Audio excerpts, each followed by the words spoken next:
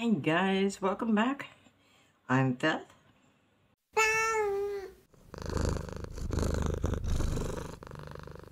And today I am working in Gnomes in the Neighborhood. So I wanted to use my Ohuhu markers.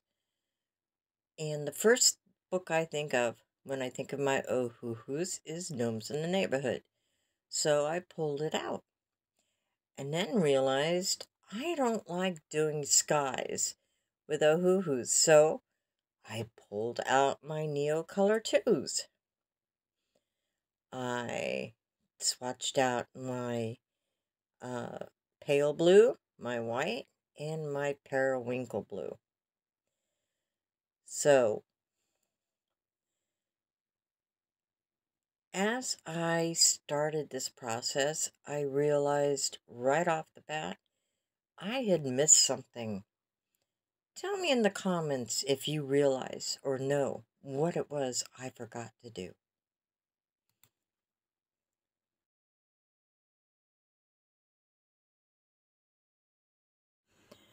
This paper loves wet mediums. It just sucks it right up.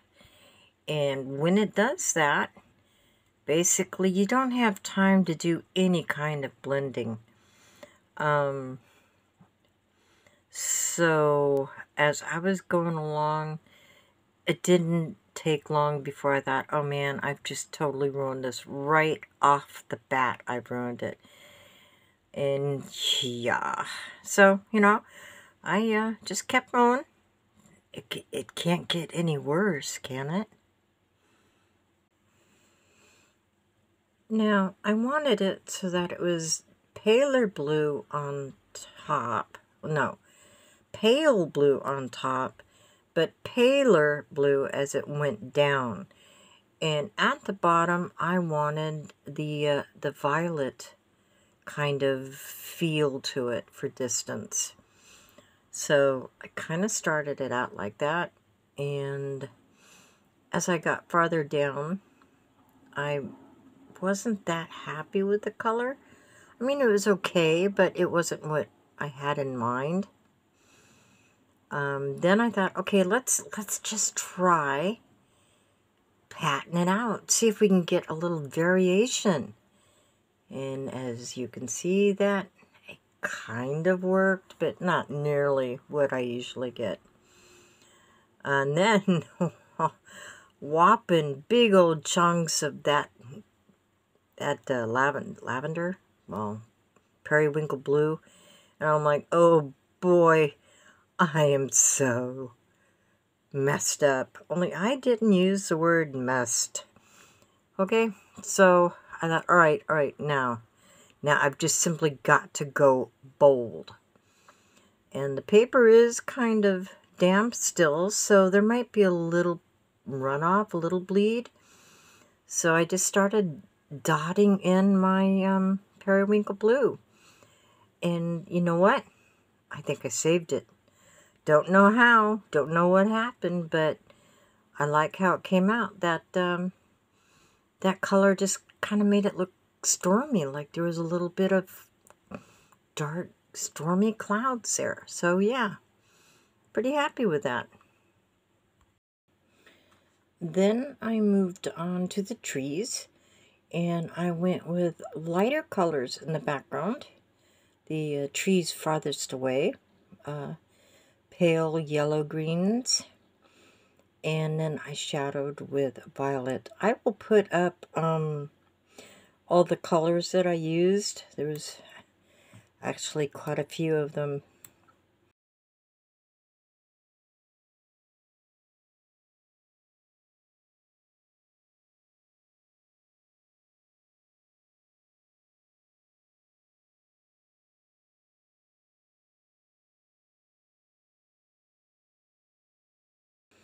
So yeah, did the lighter colors in the back, and as I came forward, I started using darker greens.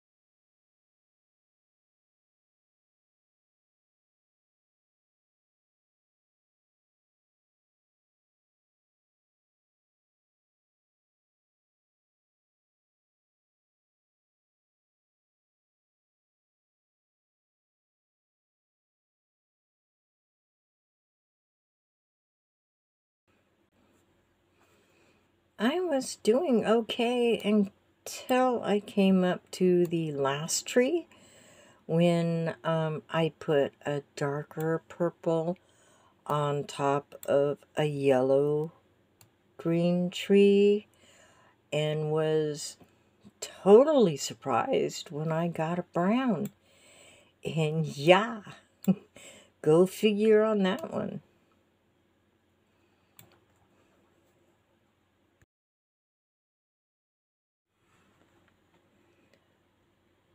After that, I moved on to the vines around the trees.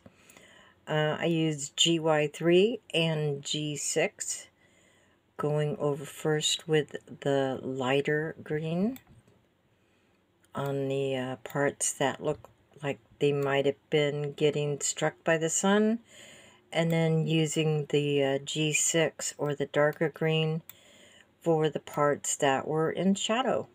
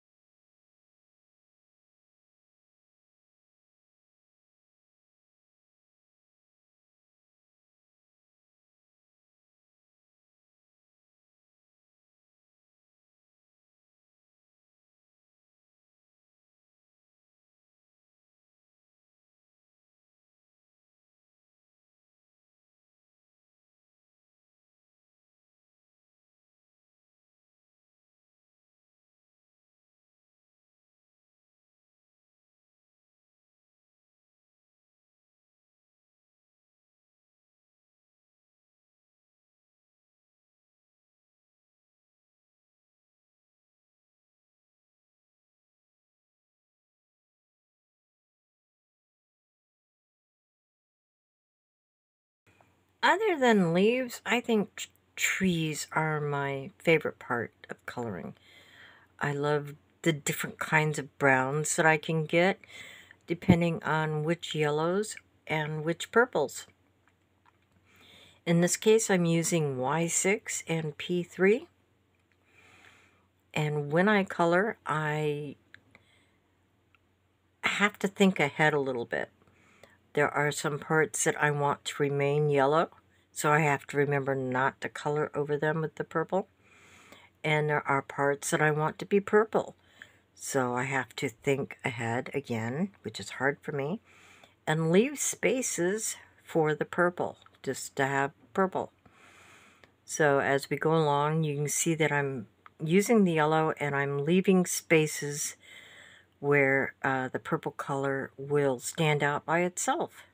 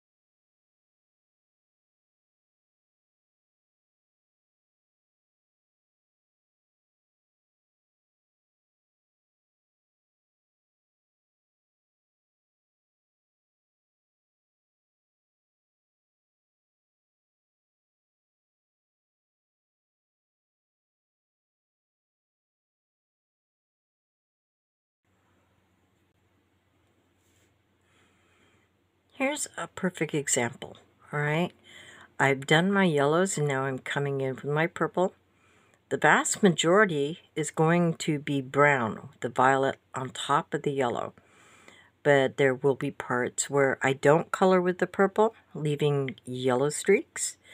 And there will be parts where the purple is by itself, so it kind of shines out.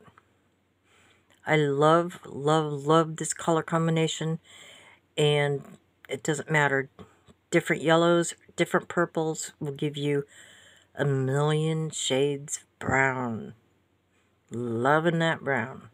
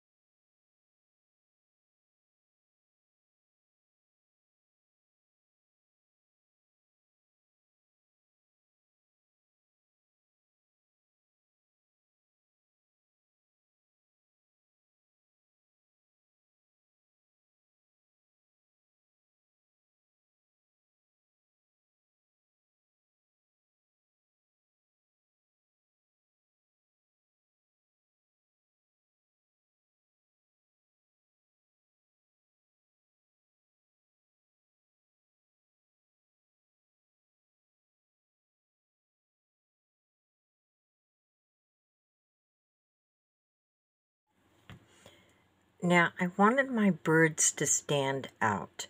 I wanted them to have their own color and nothing else in the picture with that color, so they just popped right out. I ended up deciding on a red and an orange red.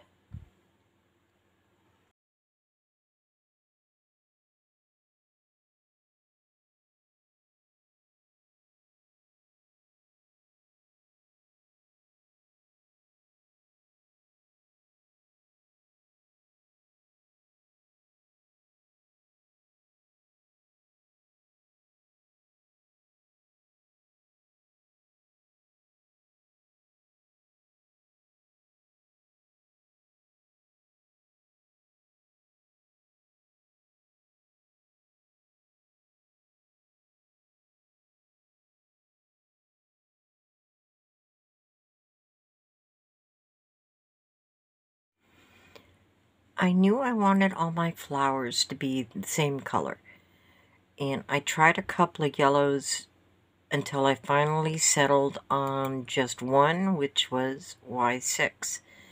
And I colored all the flowers with that one color.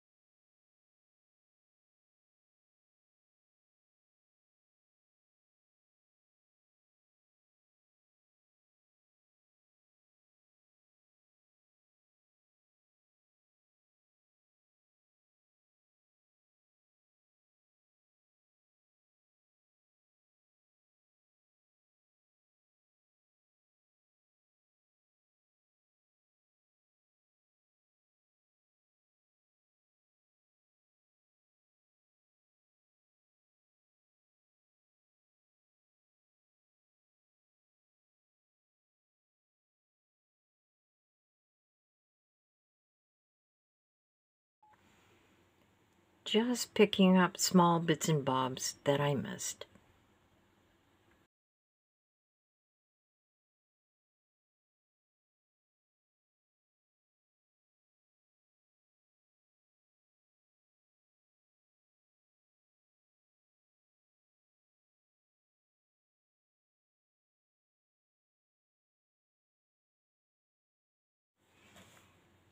The leaves, my favorite part.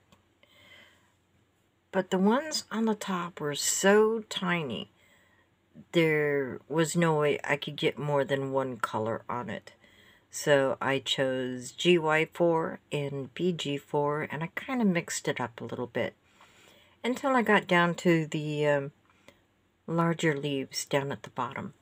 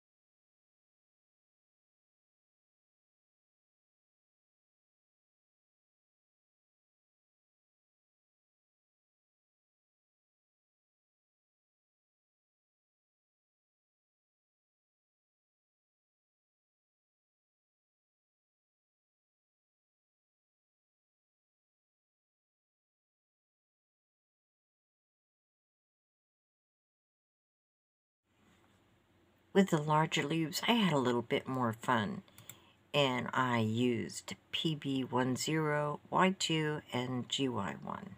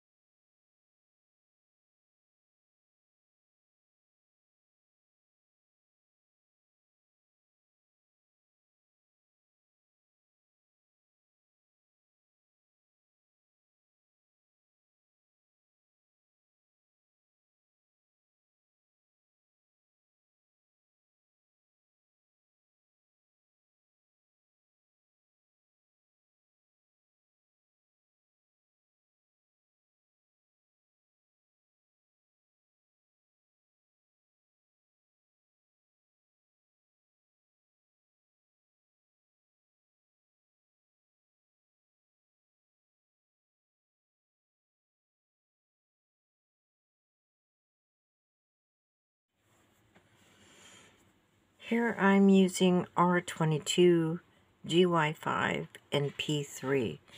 And for the mushrooms, generally mushrooms are done in red in coloring books, especially the spotted ones. But I didn't want it conflicting with my birds. I didn't want to take attention away from them and my gnomes when I get to them. So I went with sickly colors, colors that I imagine if you ate this mushroom, you would get sick. So I went with a pink, a green, and a purple.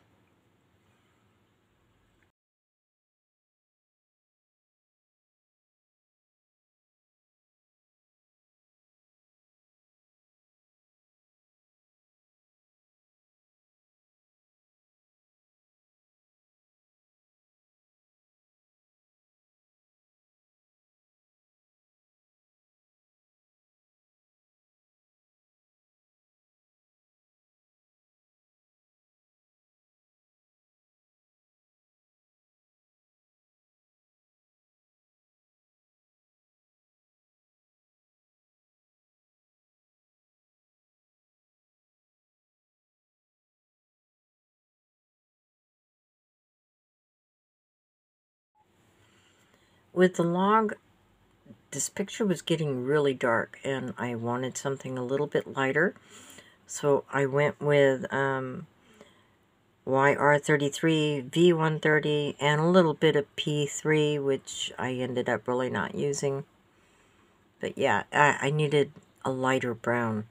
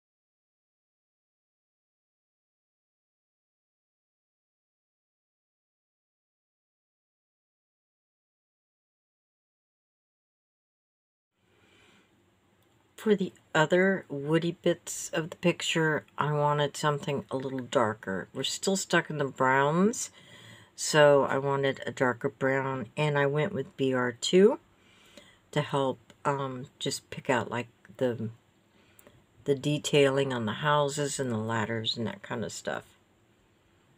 Just little bits.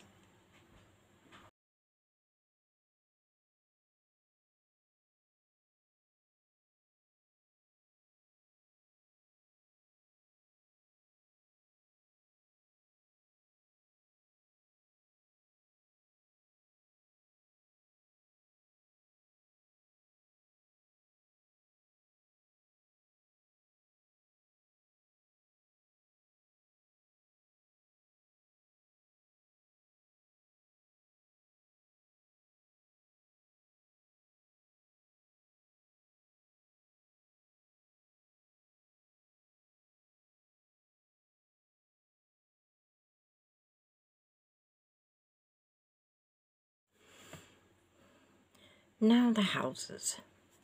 The houses I want in pastels because everything else is really bright and vivid and in your face. It seems to me, in my type of coloring, there needs to be a place where the eye can just rest for a second. And if everything is always chaotic and you know, changes in color and tone, there's no rest. So I try to remember to put at least one place in my picture that's soothing.